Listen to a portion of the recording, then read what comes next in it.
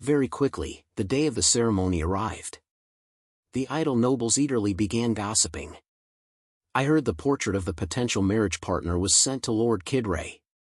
Why are there already rumors? Two nobles stood chatting. Did Her Highness the Princess say anything? She liked Lord Kidray that much, didn't she? Then the rumor must be true, right? Has she truly broken things off with Lord Raffaello? A different group murmured among themselves. Then that girl might have a chance too, huh? They glanced at Olivia, who stood quietly in a corner. Rumor had it that her portrait had also been sent to the Kidray family. A girl holding a wine glass walked up to her. Lady Olivia, are you feeling a little shy? Olivia replied calmly. Not at all. Thank you for inviting me. At that moment, she bowed slightly, her brows furrowing. My family isn't anything special, so I've never even set foot in places like this. But as soon as news spread that my portrait was sent to the Kidray family, I started receiving all kinds of invitations. The noble lady gave a mocking chuckle. I heard a good opportunity has come your way, Lady Olivia. You must be quite happy, right? Normally the princess keeps harassing you, but if this marriage works out, it'll be the perfect revenge, won't it? If you want to feed those freeloading younger siblings in your poor little family, then as the eldest daughter, you'd better land a good marriage, right? Olivia's hand twitched. She answered bluntly. Haha, is that so? I'm not too familiar with such things. The nearby gossiping nobles whispered among themselves. What kind of reaction is that? Humph, what a pity. I thought there'd be some juicy scandal this time. Afterward, Olivia lowered the hand covering her mouth and thought to herself. What a relief. She discreetly glanced around. The rumor about me being chosen as a lady-in-waiting for the princess's court hasn't spread yet. She slowly lowered the hand that had been covering her mouth, thinking to herself, what a relief. She glanced around discreetly. The rumor that I was chosen as a lady-in-waiting in the princess's court still hasn't spread. She took a step forward. There's no reason the princess would want to keep me by her side. I know full well just how much she hates me. But the timing is far too perfect to be a coincidence. After receiving the request from Prince Rajef to become a lady-in-waiting in the princess's court, I was immediately approached by the Duke Kidray's family with a proposal of marriage. The timing of both requests was too precise, as if it had all been predicted in advance. As she walked in silence, her thoughts wandered. But my family is currently receiving support from the Duke Kidray's household. If I simply follow Prince Rajef's instructions, it could put the Kidray family in a difficult position. If I make the wrong move, it might look like the prince and Lord Kidray are conspiring together. She walked on, distracted by her thoughts. What exactly is she plotting? A lady-in-waiting to the princess is a high-ranking position nearly impossible to attain. There's no way the princess would hand me such a fast-track opportunity for advancement. A maid passed by and spoke up. Lady Olivia Grace, correct? Innie, with a black scarf covering her head, handed over a sealed letter. My master has something to convey to you. Olivia took the letter, clearly suspicious. She examined it carefully. Aside from the wax seal, there were no markings. Is this an anonymous letter? She looked straight at the mysterious maid, asking warily. Why should I read a letter from someone I don't even know? Innie replied, making Olivia frown. My master said, or rather, instructed that if Lady Grace asked such a question, to relay these words. The girl quickly repeated Kaina's message. Dear clever Olivia. You must already be suspicious of the current situation, aren't you? This letter will be of use to you. I trust that you will make a wise judgment. Olivia lowered her eyes and read the letter. From the writing style, she silently judged such an arrogant tone. Someone of high status was sending this to her in secret and at such a time to offer help? As she opened the letter, she was stunned. Princess Kaina. The letter conveyed her thoughts perfectly. I understand this is a difficult time for you. But I want you to wait. Hide your presence and stay as quiet as possible. It will be for your family's own good. I will send further instructions soon. I look forward to meeting you. Olivia couldn't help but wonder. Further instructions, soon? She stroked her chin thoughtfully. So, the request came from someone else, not the prince? What, is she trying to issue royal commands now? She couldn't help but question. What is the princess really planning? Inside the princess's palace. Your Highness, Lord Raffaello is requesting an audience today. Again? She could hardly believe it. This is the 5th time already? Yet her lips still refused. Tell him I'm feeling unwell. Let him come another time. She turned to ask. By the way, who is Rajef meeting with right now? Inni answered. Oh, it's Count Domini, Your Highness. Kaina lifted her eyes indifferently. Count Domini, the one who owns the sapphire mine? She kept walking, thinking to herself. Rajef, you're making good use of this moment when everyone's fighting over the title of the princess's consort. I've set the stage for you to build your allies. Inni watched her walk off aimlessly and asked, confused. Your Highness, where are you going now? She replied casually. I'm going to make some light snacks for Rajef. Inni smiled brightly. Ah. Then what should we prepare? She muttered, almost to herself. Humph. I'll make it myself. Inni still didn't catch on. Huh. The princess, Your Highness, you'll make it yourself? A few seconds later, realization struck, and the girl shouted. Make it yourself? Inside the palace kitchen, the sound of eggs being whisked echoed rhythmically. The chefs and maids watched intently, their eyes filled with admiration. Even a red apple was sliced beautifully, every piece uniform and elegant. The maids gasped in amazement, letting out collective oohs as the cake was finished. They all cheered. Your Highness, that's amazing. She smiled, satisfied, and exhaled a quiet breath. In my past life, I lived alone for years. My mother was even a baker. This is nothing. The 2 apple pies on the table glistened with honey. Someone asked curiously. But princess, why did you make 2 pies? While wiping her hands, she replied. One of them is for all of you, those who always cook such delicious meals for me. I may not match your skills, but please, enjoy it with all my sincerity. The old chef was moved to tears, eyes shimmering. Your Highness, we will eat it with great appreciation.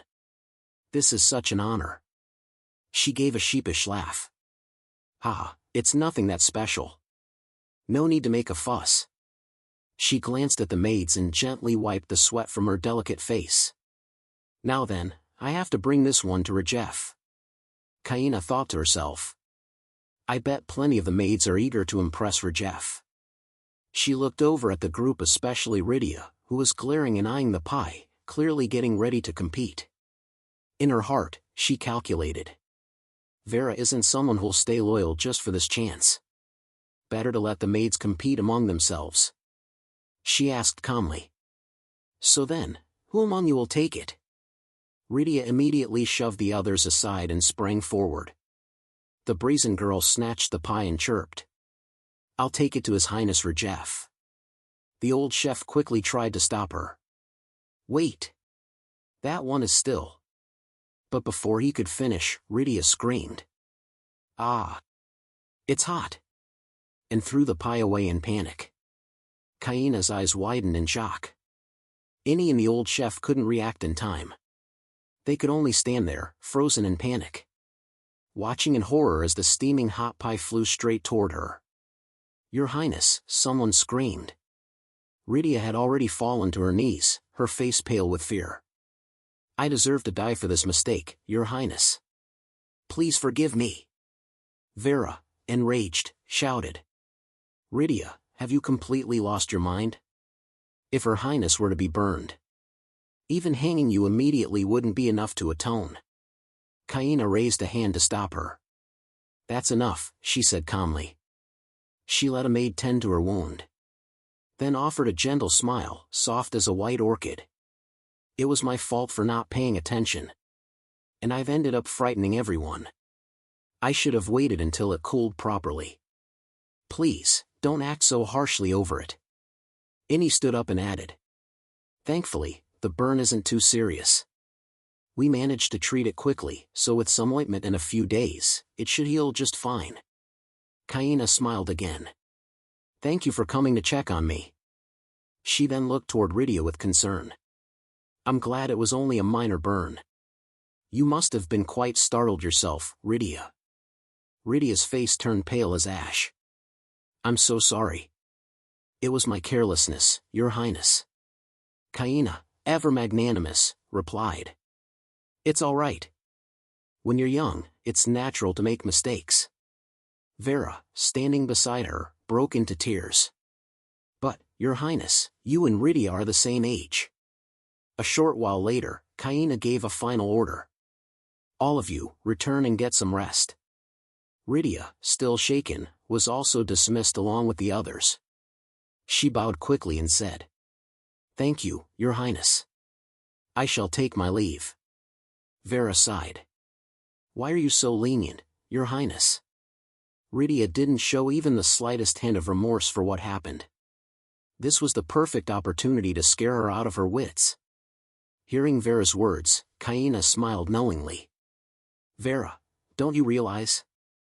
I wasn't truly being lenient out of pure kindness. Her calm reply made Vera jolt in surprise. If you've been watching me all this time, Kaina continued. Then surely you should know that by now. Realizing she had been caught, Vera's hands trembled as she gripped the hem of her dress. How did she know? She wondered. Have I really been that obvious? She had suspected before. That perhaps everything had been part of the princess's plan from the very beginning. But just as her thoughts were spiraling, Kaina cut in coldly. Vera, take the afternoon snack to Rajef. Vera lowered her head. Yes, Your Highness, she replied, still filled with doubt. Is this another test too? Inside the royal prince's inner chamber, Vera placed the glossy, golden apple pie gently on the table. This is the apple pie Her Highness personally made, she said. Rajef, who had been reading documents, looked up in surprise. She made it herself? He asked, incredulous. He eyed the perfectly shaped pie with skepticism. It looked decent. The aroma wasn't bad either. He furrowed his brow and asked again. She really made this, herself? Vera smiled softly and replied. Yes, Your Highness. Rajef stared down at the pie with his deep blue eyes, silent in thought. Then, to Zeno's utter shock, he brought a slice to his mouth and took a bite. Zeno cried out. Your Highness. You shouldn't eat so carelessly. Inside, Vera felt a wave of helplessness. She knew full well that the princess might have tampered with the food. And yet, it really did taste good. Rajef looked up and said. I wasn't feeling particularly hungry, but this flavor, it's pleasant. What is this taste? It's not just apples. Did she add something else? I actually like it, Vera. Noticing the missing corner of the pie, Vera calmly explained. It's made with apples and a bit of cinnamon, Your Highness. Rajef raised an eyebrow in surprise. Cinnamon? Huh, thanks to her, I've just discovered a preference I didn't even know I had. He picked up his teacup, musing aloud. Who would have thought she was skilled with her hands like this? Going through all that trouble just for a simple afternoon snack, it's unusual. His mood seemed lighter. It's been a while since I felt this relaxed. I really wish I could share this moment with her. What is she doing right now? At that, Vera hesitated for a moment before answering. Well, actually, something happened to the princess in the kitchen, Your Highness. His eyes, once relaxed, suddenly turned ice cold. In a low, threatening voice, he asked. What happened? Immediately, his footsteps thundered through the halls as he strode toward the princess's quarters. He slammed the doors open, startling the maids inside. Prince Rajef. The noble-born maids quickly fell to their knees amid a flurry of whispers. Your Highness, what's going on? Is it because of what happened today? Rydia had already collapsed to the floor, stammering. Greetings, Your Highness. His cold gaze swept across the room, taking in the overly lavish furnishings, the expensive tea, even the scent they were using, decadent luxuries no maid should ever be enjoying. "These are things I have never allowed," Rajef said, leaning against the table as the red cloak on his shoulders slipped off. "Humans can make foolish decisions. Of course, they can make mistakes too." Rydia, lacking any sense of propriety, dared to raise her head and look at him. "Sir, what do you mean?" "Your Highness." Rajef's voice dropped lower, his dark blue eyes narrowing as he stared at her. "That insolent attitude. I find it utterly repulsive." That deep hatred stemmed from something the king once said to him. "Rajef, to you, there is no such thing as family. Your freedom, the things you want if you weren't a prince, you could never have them. All of those things. From the moment he was born, he had to fight for them, just to stay alive." He recalled the cold, heartless words of the king. "Remember this, a bastard like you can be cast away at any moment. If you want the throne, if you want to stay alive, then prove your worth." The king's icy gaze had once pierced deep into Rajef's heart. "Otherwise, your existence will be wiped from this world." Rajef whispered softly to himself. "Yes. That's how the Emperor raised me." He knew full well who he was. Grabbing Rydia roughly by the shoulders, Rajef stared down at her. Terrified, she cried out. "Your servant has committed a grave sin, Your Highness." He locked eyes with her, a twisted, insane smile curling on his lips. "I've never heard of a maid who dares to burn a member of the royal family. And what did you think would happen, Rydia trembled, tears spilling down her cheeks. "Please, forgive this lowly one, Your Highness, but the princess said it was okay." At that, Rajef completely lost control. He shoved her to the floor and shouted. "She's been far too lenient with trash like you. You filthy wretch. Do I have to cut off this insolent hand of yours for you to understand your mistake?" With every word, Rajef's gaze grew more and more unhinged. "Haha, fine then. Let's see just how far should I cut." From the sidelines, Zeno sighed, rubbing his aching head. "Looks like there's going to be blood today too." With Rajef in this state, no one can stop him, not even if they tried. Just then, a golden blur passed in front of him. Kaina stepped in swiftly, her voice sweet and calm as she called out. "Rajef." She reached out in time to stop him. "That's enough. Stop now." Rajef's wild eyes instantly softened at the sound of her voice. He stammered. "Sister." Kaina gently cupped his cheek, her touch calming. "I'm touched to see you're this worried about me. If I had known you'd get this angry, I would have punished Rydia myself earlier." Rajef lowered his head, his expression clearly showing displeasure. "But injuring a member of the royal family is an act of high treason, sister. She's just a maid and yet she dared to defy royal authority. If you wish, I'll take her life for you." Kaina soothed him gently.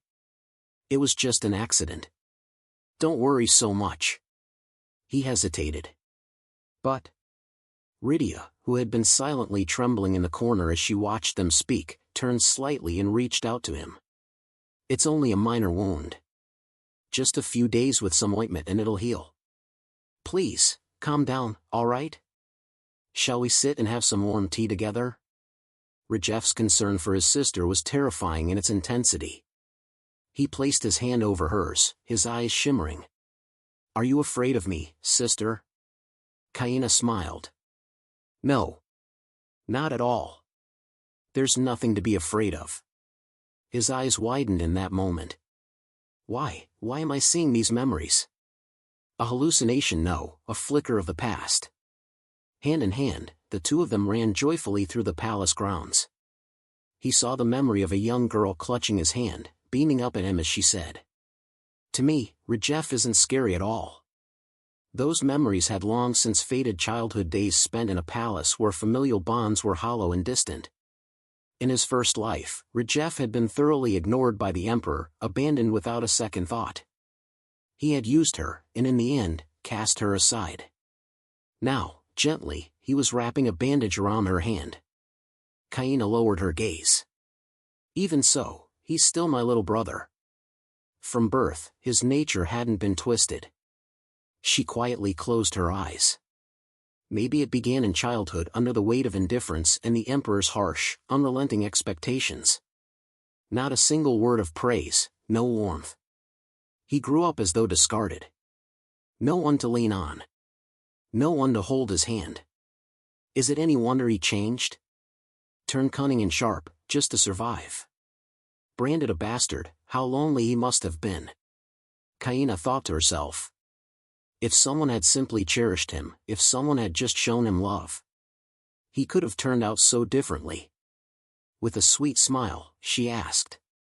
Did you like the pastries I sent you? Rajeff's face lit up. Yes, sister. They were perfect. Just the kind of flavor I love. Honestly, I was surprised they were so good. I thought maybe the royal chef made them. Kaina burst into laughter. Oh, even without all that flattery, I would still make them for you.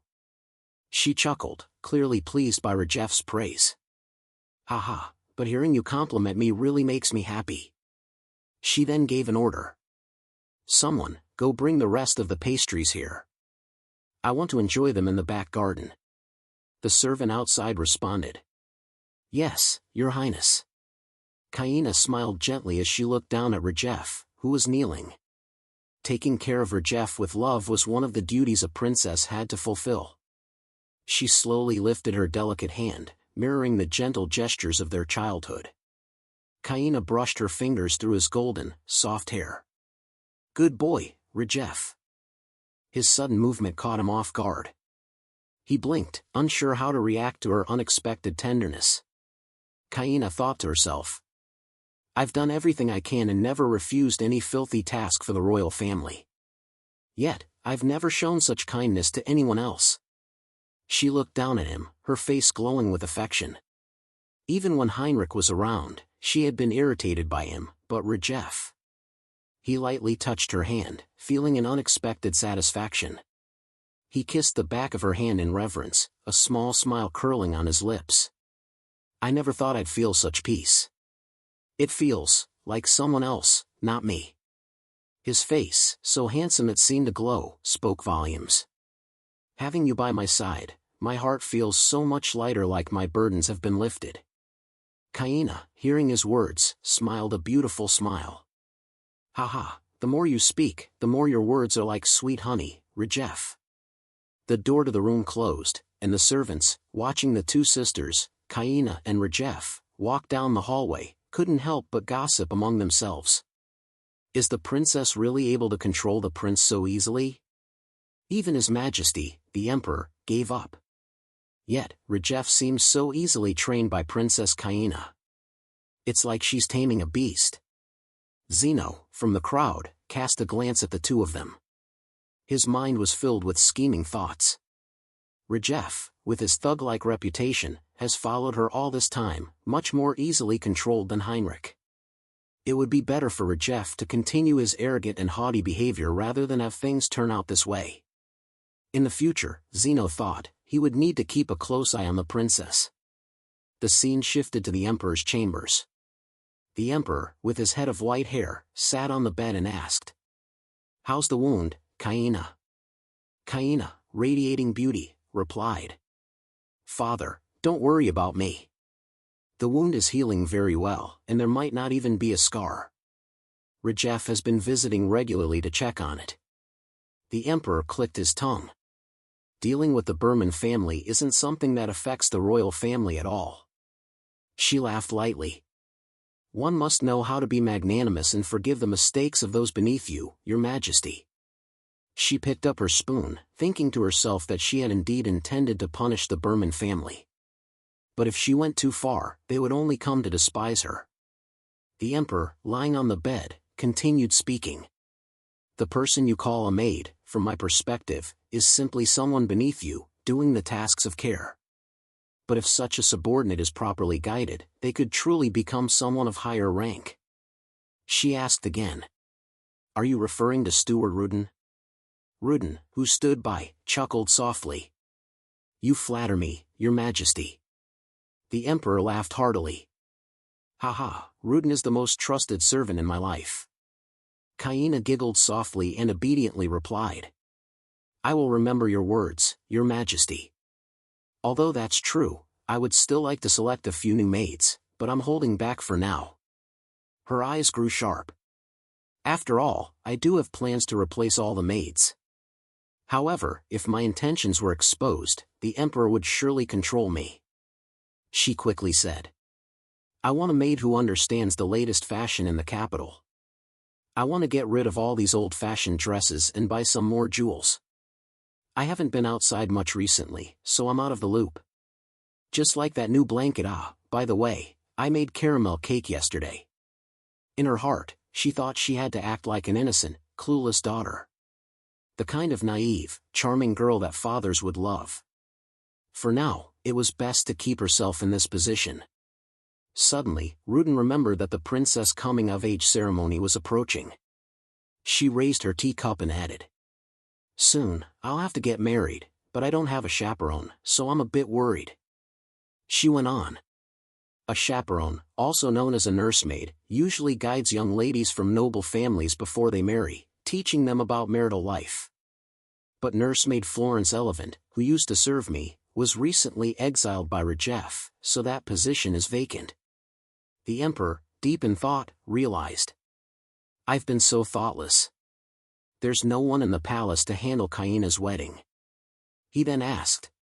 Shouldn't we recruit a chaperone before your coming-of-age ceremony? Kaina shrugged.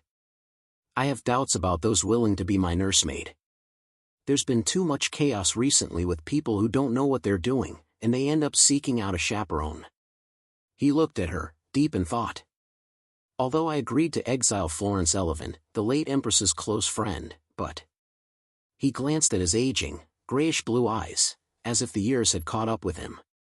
Indeed, everything is transient, and in the face of death, what really matters? He cleared his throat and continued. Although we cannot replace all the maidservants in the palace, as for bringing a nursemaid into the palace, it's no problem. I'll lift the suspension order for Florence Elevant. Kaina immediately brightened. She clenched the fabric of her dress tightly. Lady Elevant, the one who's cared for me so devotedly since I was a child. I remember her gentle presence as if she were the only mother I had. Her eyes lowered. Could she meet her again? She spoke softly. Thank you, Your Majesty. Lady Elevant will be so happy to hear this. A little while later, she stepped outside and was startled. Although she had somewhat overdone it by refusing to meet him 5 times, she now found herself face to face with Raffaello Kidre. She didn't expect him to approach her so directly. His tall figure bent down before her. Raffaello Kidre pays his respects to Her Highness the Princess. She replied indifferently. It's a pleasure, Raffaello.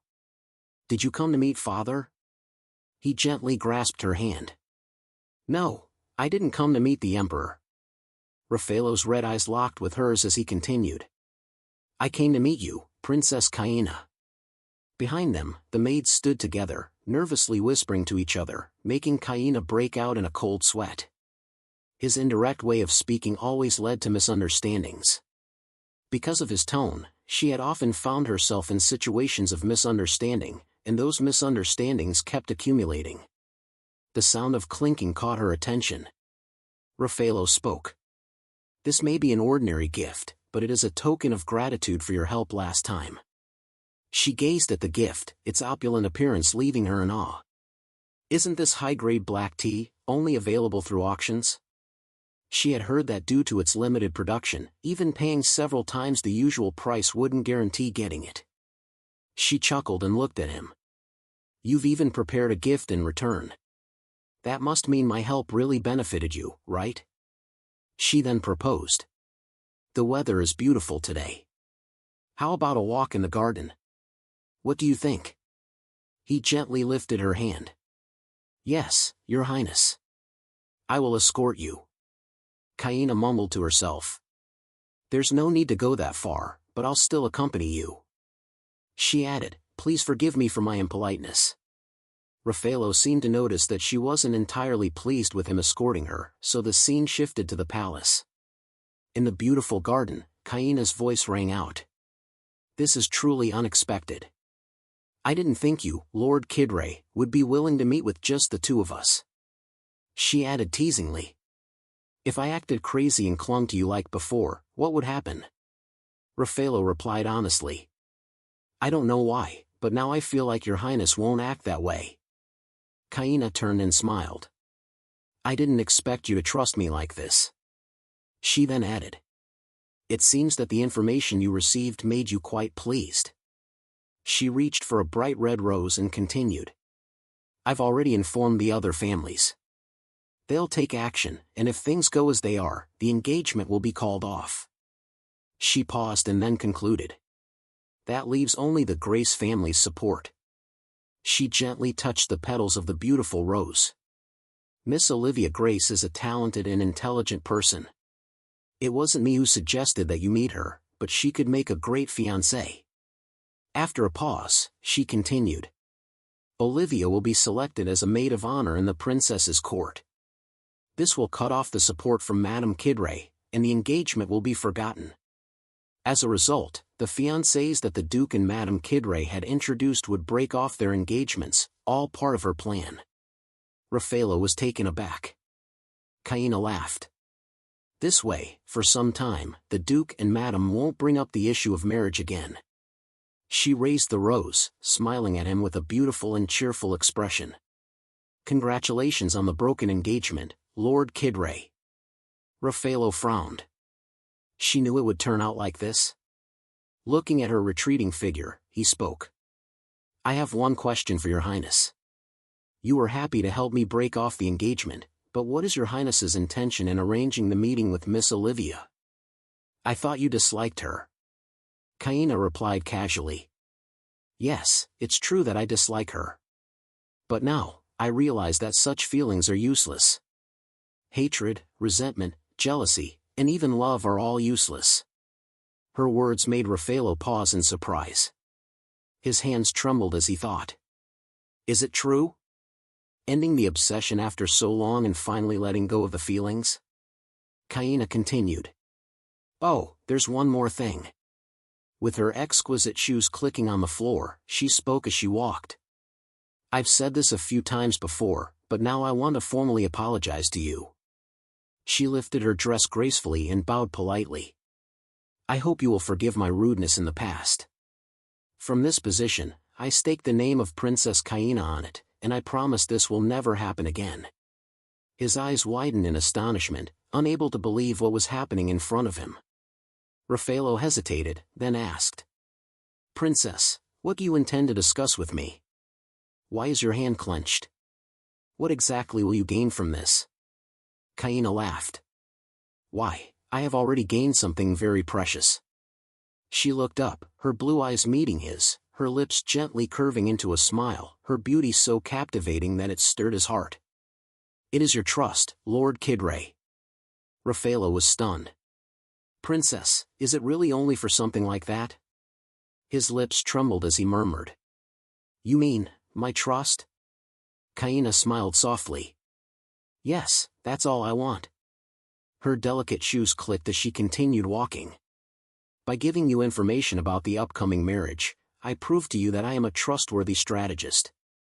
If you want to convince someone, you must show them the benefits." She smirked. "Whether it's emotions or material things." She looked at the man before her. Now, it seemed that Raffaello was missing something, some emotion that could only be fulfilled by offering trust. He asked. "It seems that next time, your highness will need me?" He hesitated and added. "And at the same time, you'll be testing whether you can trust me?" Kaina smiled brightly at this. "You're very smart, as expected of Lord Kidray." Raffaello frowned, his sharp eyes narrowing. What exactly does she want by doing all this? He began to consider all possibilities. Was it for the royal family? Did she want Rajef to become emperor? If it were for that purpose, this method wouldn't be effective. Even if the Kidray family had great influence, the royal family's relationship with them would prevent any collaboration. Raffaello gritted his teeth. If I were to join forces with another family, it would be faster. But why did the princess choose me? He looked at the girl before him. Then it must not be about inheriting the throne. So what exactly is it that the princess is concerned about?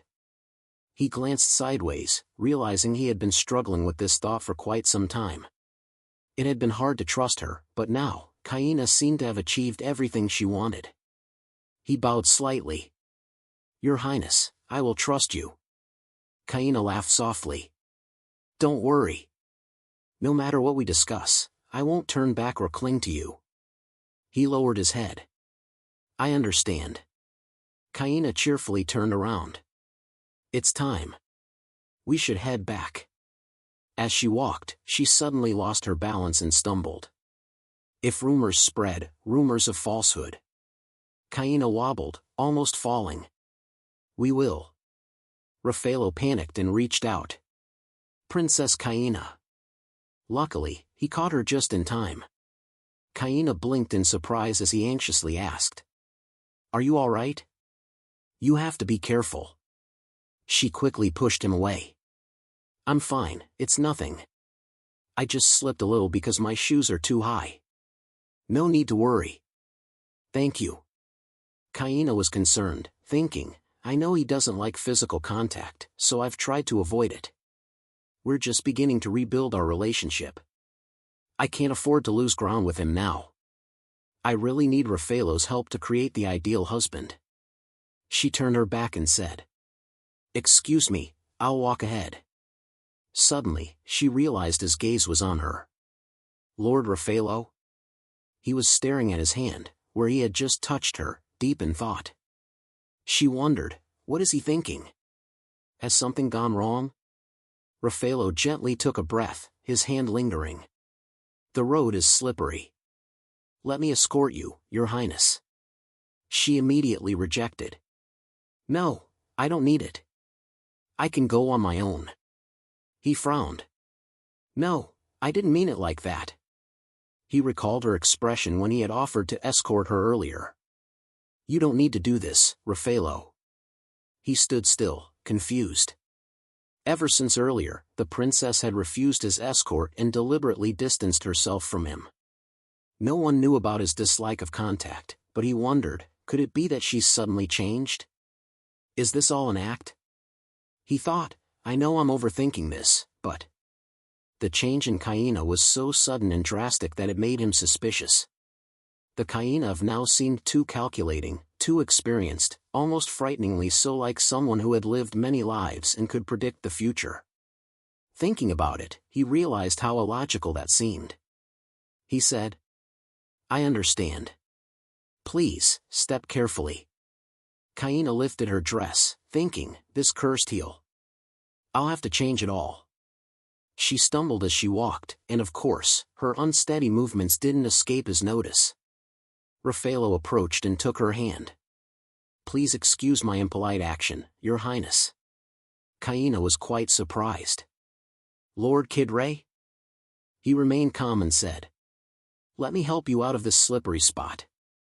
I will release you soon. I'll make sure no one else sees. Though it's not comfortable, please bear with me for a little while. Kaina hesitated slightly. It's not inconvenient for me, it's you, Lord Raffaello. Why? Yet, she allowed him to escort her. Please take me to the door. He nodded. Yes, Your Highness. Please be careful. Inside, the maids noticed them walking together and immediately began gossiping. Oh my, look, it's Lord Kidray and Princess Kaina. They just came back from their walk in the garden, but something seems off. The two quickly distanced themselves by several meters, making the maids even more confused.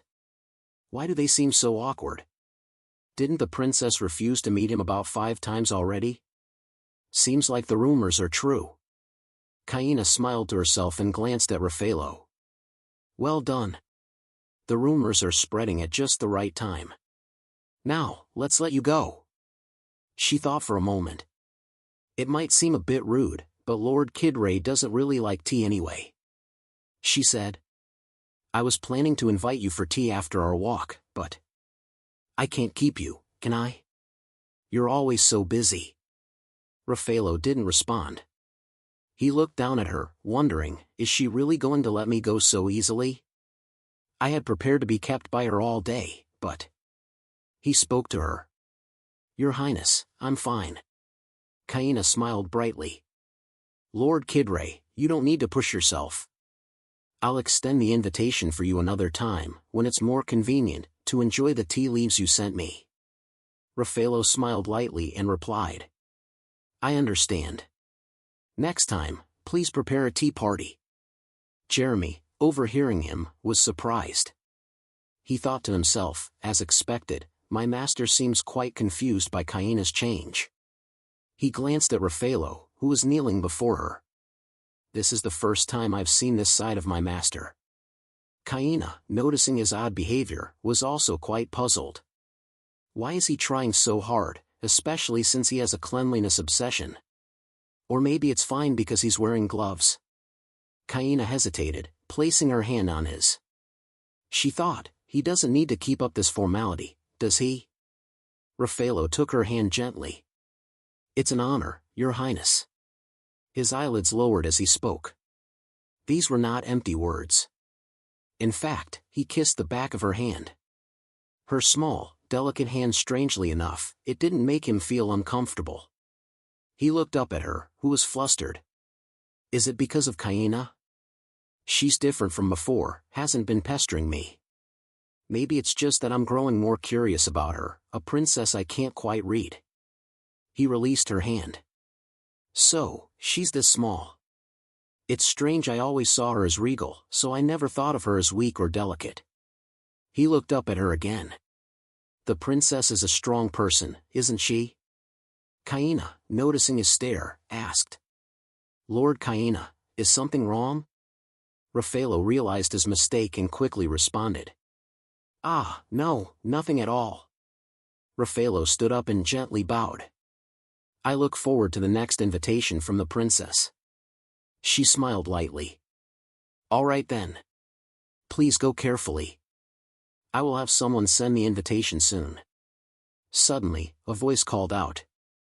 Sister.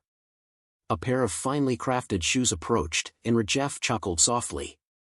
I didn't see you, so I've been looking for you for quite some time. So, you're here? He walked slowly towards her, then asked nonchalantly. Duke Raffaello is also here? Rajef squinted, a dark smile forming on his lips. Raffaello, ever the gentleman, bowed and said. Raffaello Kidray greets His Highness, the Prince. Rajef casually replied. It's fine, you may rise. He then continued. I came because I wanted to enjoy afternoon tea with my sister. I didn't expect you to be here, though. Upon hearing his words, Kaina immediately realized, so, he intentionally came because he heard Raffaello was here. Rajef, very conscious of his lack of soldiers and military power, couldn't help but feel worried. On the other hand, Heinrich had repeatedly commanded the family's soldiers.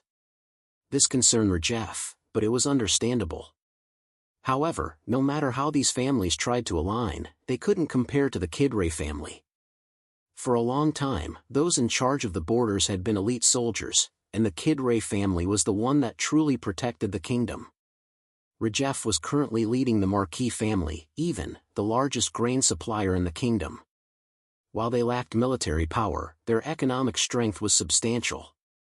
If they allied with the Kidray family, it would resolve the military and grain issues with ease. It's no surprise that he kept an eye on Raffaello Kidray. Kaina raised her hand to cover her mouth, smiling with calculated intent.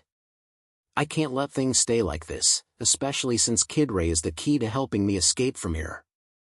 Suddenly, Raffaello spoke just as he was about to leave. I was about to leave, but... Kaina responded. Oh, is that so? Such a shame. It would have been nice if we could have sat together. Duke Kidray, I'll invite you next time. Raffaello bowed. Yes, Your Highness. Please be careful going back inside. He raised his wine-red eyes to look at Kaina and Rajef, walking ahead. His gaze lingered on Rajeff's hand on Kaina's waist. He remained silent, staring without saying a word. Scene change. Radia rushed to push open the door and shouted. "Father!" She anxiously asked. "Has the prince forgiven me?" Count Berman sighed. "Yes, Jean Norn even has resolved everything." Radia happily grasped his arm. "Thank goodness. When will the Even family support me in becoming the princess consort?" He frowned and muttered. No way will he give up Xenon Even's sister and promote his own daughter to be the princess consort. If we act as Rajeff's lackeys and flatter him, maybe. Count Berman sighed again. If you want to become the princess consort, you must present yourself well before the princess. How could you have made such a huge mistake? Radia didn't realize her error and argued. But I was burned on my hand back then. As she spoke, she became more frantic, her face twisting with anger and frustration. She had deliberately knocked over the cake and never mentioned how she had cooled it down or created competition. She had purposefully exposed her hand to elicit sympathy from Prince Rajeff. Count Berman quickly grabbed Radia's shoulder. "Radia, we're in the palace. Be careful with your words." Radia, unrepentant, continued. "But those arrogant people always look down on me. After the cake incident, everyone avoided me." She suddenly became upset, tears welling in her eyes. "Lately, the princess has been acting strange. She doesn't go out or attend social events as she used to. And the prince has also been very attentive to the princess, more than before." Count Berman suddenly froze. Still with the budget, but no social gatherings? Or maybe a coming-of-age ceremony is the right occasion. There have been many rumors about the princess changing lately. Perhaps they're not just empty rumors. What kind of conspiracy is this? He thought to himself, suddenly becoming more familiar with the prince. Could it be that she's aiming for the regency? He placed a hand on Radia's shoulder. No matter what, Princess Kaina is very suspicious. You must keep an eye on who she interacts with and who she avoids. He quickly gave orders. Have all the maidservants check the items coming into the palace.